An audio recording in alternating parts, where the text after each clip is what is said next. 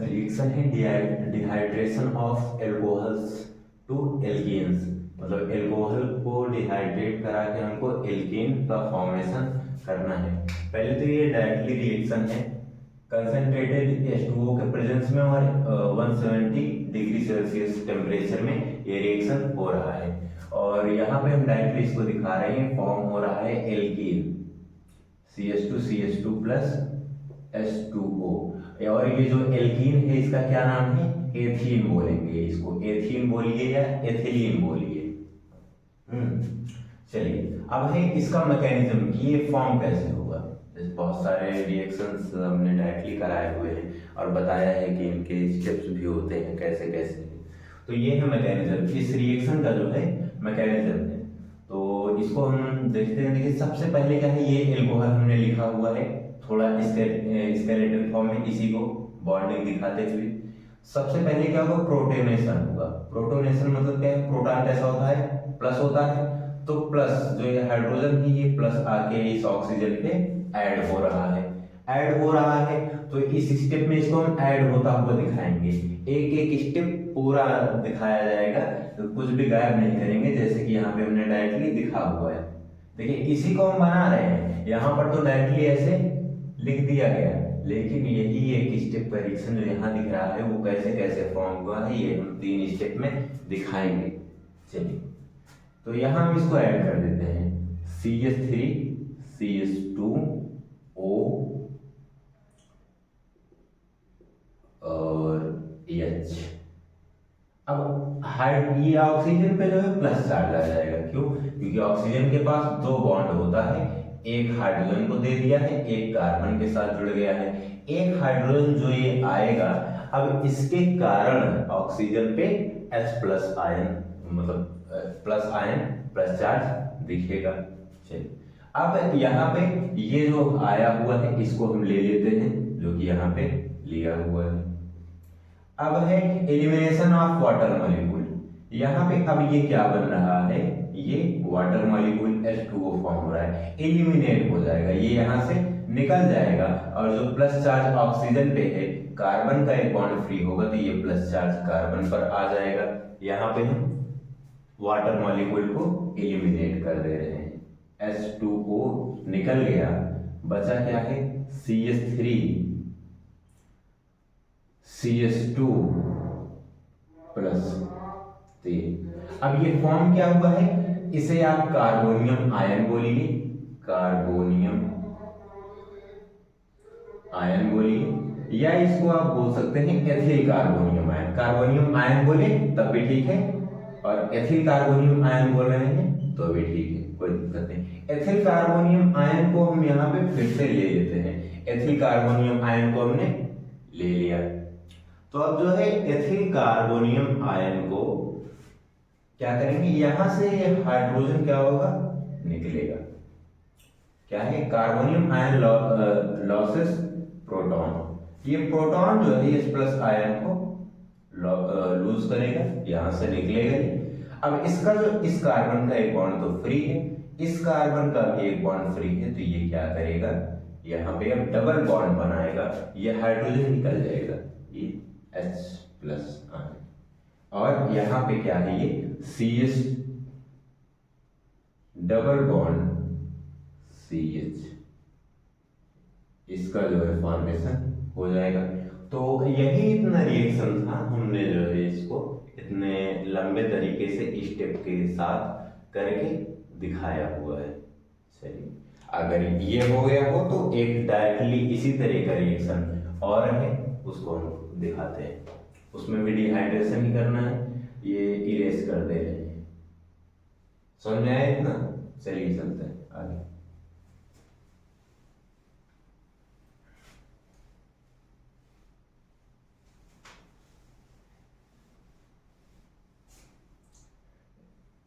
यहीं पर हम ले रहे हैं 2 ब्यूटिल एल्कोहल। यहाँ पे हम 2 ब्यूटिल एल्कोहल ले रहे हैं, CH3 CH2 CH CH3, यहाँ पे OH। 2 ब्यूटिल एल्कोहल ये हमने ले लिया है। इसका भी रिएक्शन कराते हैं कंसंट्रेटेड H2SO4 के साथ, 170 डिग्री सेल्सियस पर।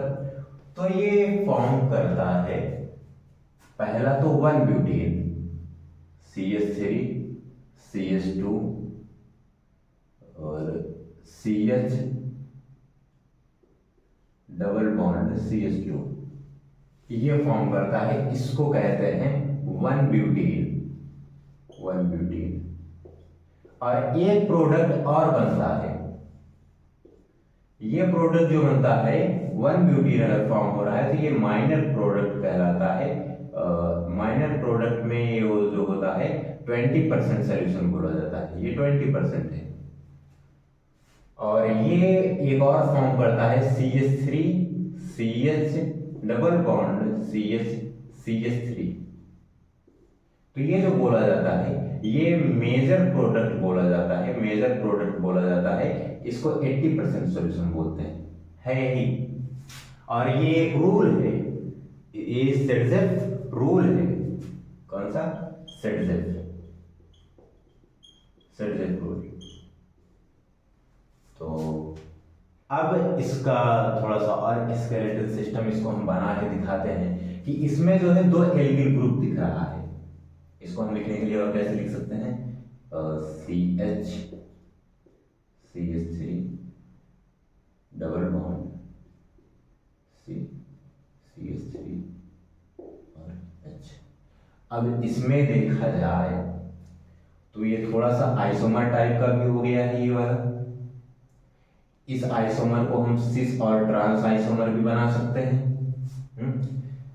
ये जो सेम साइड है सिस है, अल्टरनेट कर दे इसको, यही ग्रुप को ऊपर कर दे तो ये ट्रांस हो जाएगा।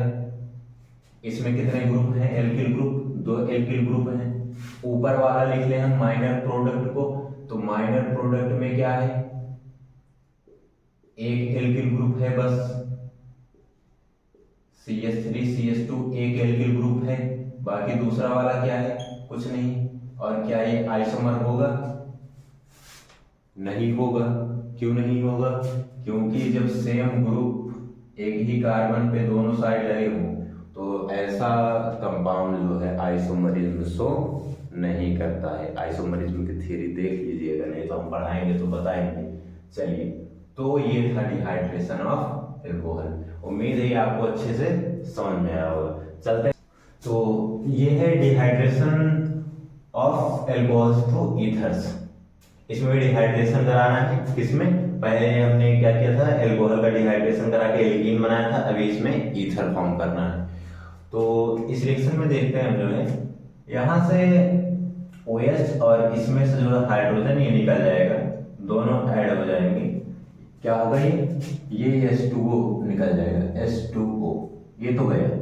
बाकी CH3 CH2O CH2 CH3 ये जो है फॉर्म हो गया।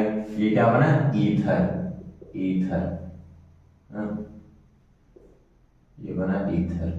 अब जो हमने एक स्टेप में इसको तुरंत ऐसे धड़ल्ले से बना दिया, ये बना कैसे इसको समझने की बारी है। तो स्टेप्स हैं 1 2 3 4 आ नहीं रहा था बोर्ड में, और दिखाते हैं कि कितने स्टेप में ये कैसे फॉर्म हुआ है। फर्स्ट स्टेप देखते हैं, प्रोटोनेशन ऑफ एल्कोहल। एल्कोहल को जो है हम प्रोटोनेशन कर रहा है। प्रोटोनेशन हमने पिछले भी एक रिएक्शन में बताया कि प्रोटॉन के साथ प्लस होता है, तो हाइड्रोजन प्लस है तो इसको हम प्रोटॉन की तरह देखेंगे और ये क्या करेगा? ऑक्सीजन पे अटैक करेगा और ये ऑक्सीजन को प्लस चार्ज देगा, प्रोटोनेशन प्लस चार्ज देगा। तो ये फॉर्म हो जाएगा CH3 CH2 OH। अब यहाँ पे जो ये ऑक्सीजन पर प्लस चार्ज है ये हाइड्रोजन के कारण है। क्यों? क्योंकि ऑक्सीजन के पास जितने बॉन्ड थे वो पहले व्यस्त कर चुका है, अपना डोनेट कर चुका है। इस हाइड्रोजन के कारण ऑक्सीजन पे प्लस चार्ज दिख रहा है। चलिए अब दूसरे स्टेप में आ जाते हैं, elimination of water molecule from protonated alcohol to form stable carbonium ion. ये क्या है? वाटर मॉलिक्यूल का एलिमिनेशन करना है प्रोटोनेटेड एल्कोहल से, क्या बनाने के लिए? कार्बोनियम आयन बनाने के लिए। तो हम पहले H2O को एलिमिनेट कर दे रहे हैं, जो कि कह रहा है, लीजिए वाटर मॉलिक्यूल निकाल दिया।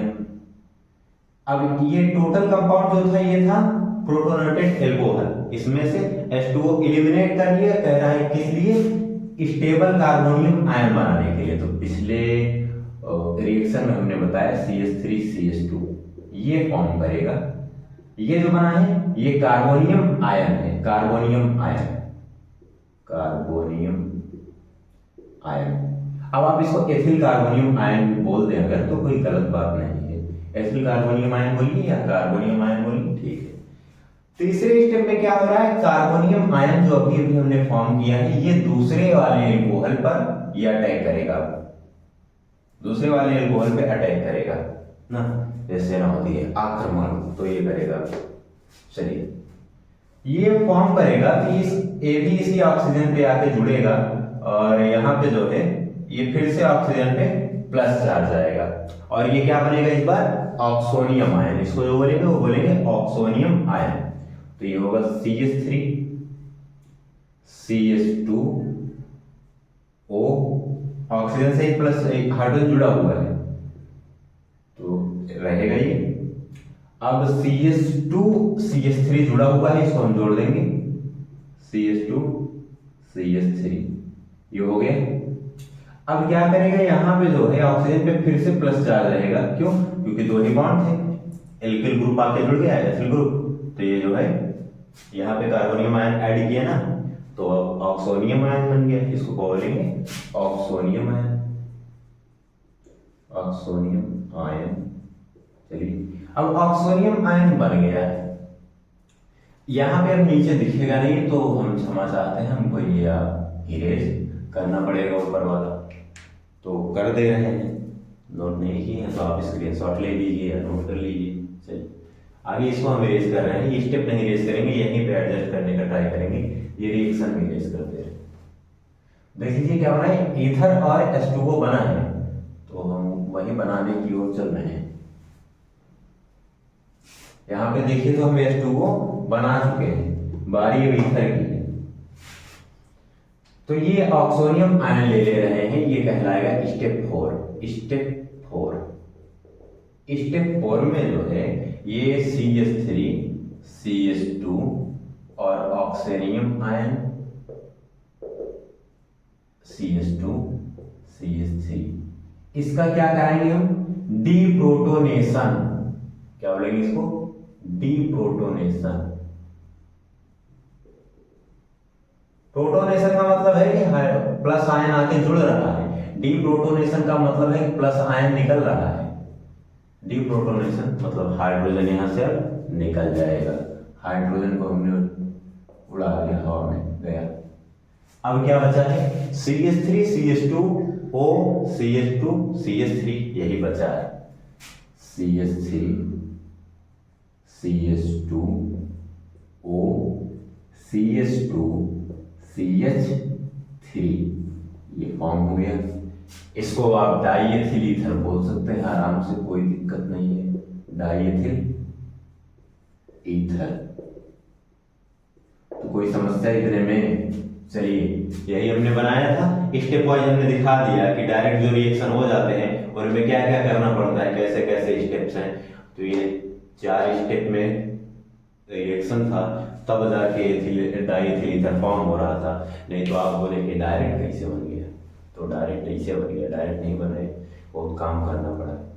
चलिए आगे एक और रिएक्शन है, एल्यूमिनियम ऑक्साइड ले ले हम Al2O3, तो वो भी 200 डिग्री ताप पर डाईएथिल ईथर ही देता है।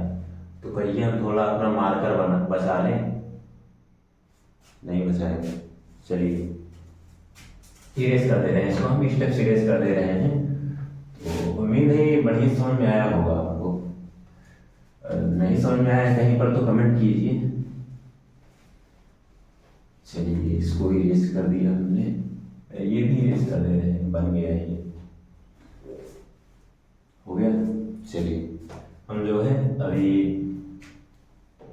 2CH3 CH2 OS ले लिया हमने,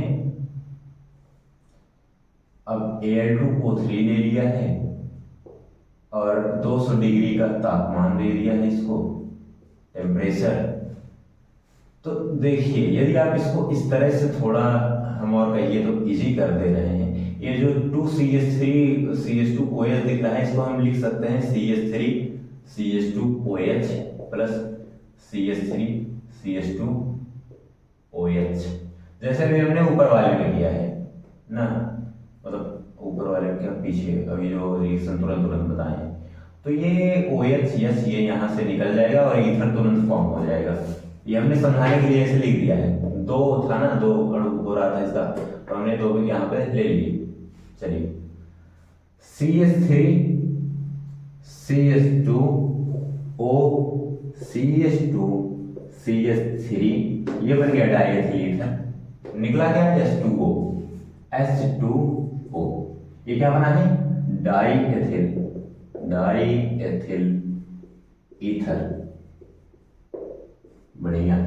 और आगे अभी ये एल्कीन भी फॉर्म कराता है, किस टेम्परेचर पे, Al2O3 ले लीजिए, 350 डिग्री टेम्परेचर ले लीजिए, और उसके बाद CH3 CH2OH मतलब एथिल अल्कोहल ले लीजिए। तो स्टेप हमने पिछले रिएक्शन में कराया है डिहाइड्रेशन वाला, स्टेप्स वही रहेंगे, थोड़ा H2SO4 के साथ जो था, यहाँ पे रिएक्टेंट और टेम्परेचर बदला हुआ है, स्टेप्स वही रहेंगे, और ये फॉर्म करेगा CH2 double bond CH2 plus H2O। तो इतने में कोई दिक्कत, ये बन गया एल्कीन या बोले तो एथिलीन, कोई दिक्कत, उम्मीद है इतना बढ़िया से आपको समझ में आया होगा। तो आगे चलते हैं।